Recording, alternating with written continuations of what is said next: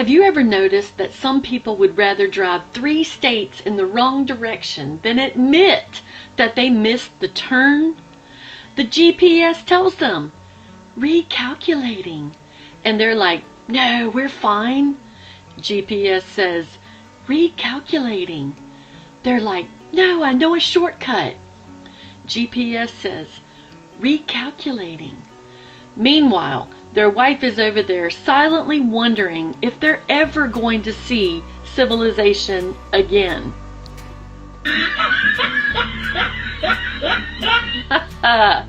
What's funny is that in Exodus 14, God actually told Israel to turn around. Not because they were lost, not because Moses missed the exit, not because God changed his mind. God intentionally told them where to camp, and where he told them to camp made absolutely no sense. Most Sunday school versions tell the story like this. Israel is walking along, and all of a sudden they come to the Red Sea. Then Pharaoh suddenly shows up, and they're trapped. But that's not what happened. God deliberately positioned them there. He told them exactly where to go. The sea would be in front of them, the wilderness would surround them, and Pharaoh would look at the situation and think, "Aha, I've got them now." Exactly what God wanted him to think. God was doing 2 things at the same time. First, he was testing Israel's faith.